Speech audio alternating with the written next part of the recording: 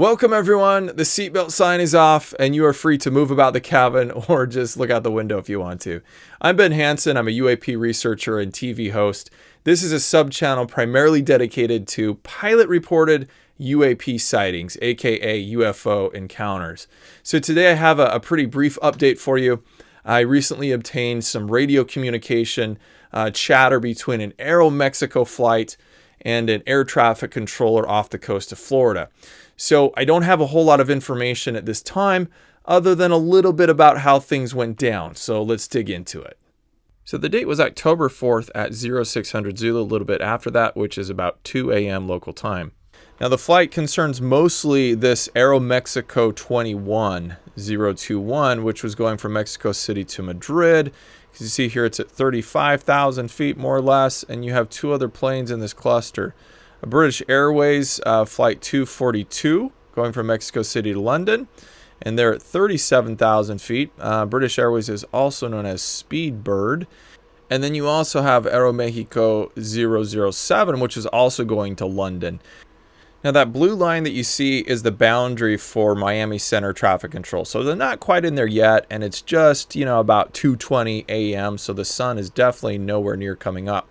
And this particular sector of the Miami ARTCC is called the cigar sector. So it goes from Key West all the way up to Tampa Bay pretty much, and about 180, 200 miles out to sea from the surface. And they're supposed to be controlling all the airspace up to about 60,000 feet, which is where Class Alpha starts.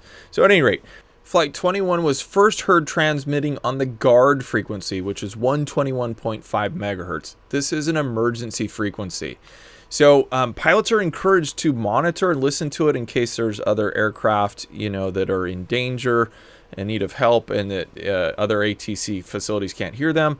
But it's not recommended that you chat on it or, call other airplanes for non-emergency things. But this is what Flight 21 did. They were trying to get a hold of the British Airways flight in front of them because they saw this object.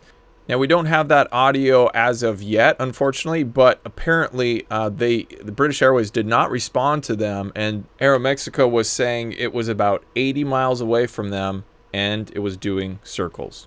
So Miami Center brings them over to his frequency, and what you're going to hear is him first telling a different Aeroméxico Flight 22, hey, if you're looking for your buddy, he's on my frequency now, and this is what he reports.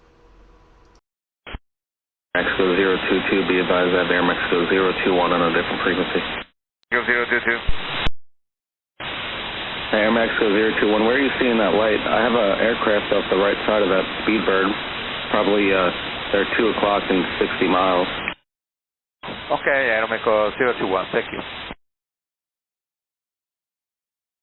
This is static, Aeroméxico 021. Roger, can you estimate where it is relative to you?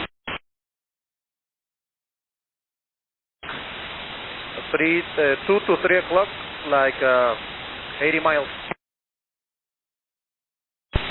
That's above you?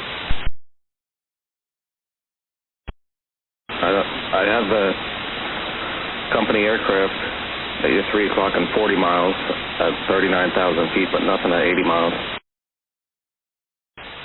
Thank you, sir.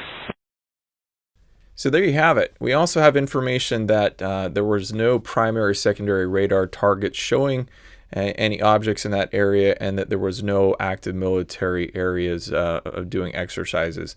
So that doesn't mean that there couldn't have been. There is a lot of military activity in that region off the coast, but there was none that was announced.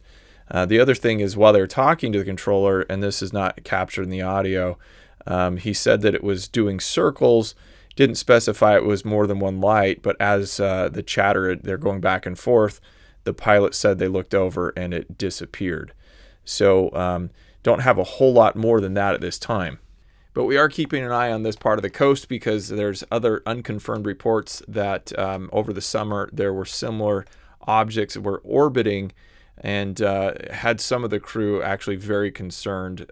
They were convinced what they were seeing was orbiting above their aircraft. And for those of you following the cases that I've dubbed the racetrack UAPs, I haven't specifically placed this report in that category because although it does have some similarities, especially with that circling movement. At this point, there's no information that the light was brightening or dimming or disappearing in the same way. And the direction is also not to the north or the east or west like all of the other reports. In fact, here it's to the south and possibly the southeast. As I mentioned, we also don't capture the full audio when it was first reported on the emergency frequency, so I am working on getting that. As to the racetrack UAPs that I've been reporting on, fairly soon I will come out with an update as to some theories that I've been refining, so stay tuned. In the meantime, if you're a pilot, a flight attendant, or air traffic controller, or someone who just has an aviation-related UAP sighting, we would love to hear from you. Now, we'd love to hear about any significant UFO report, but primarily we're trying to follow up on these kinds specifically. So if that's you, you can submit a report to ufowitness.tv and we'll have someone review it in confidence. We'll get back to you if we need more information. Thank you so much and stay tuned.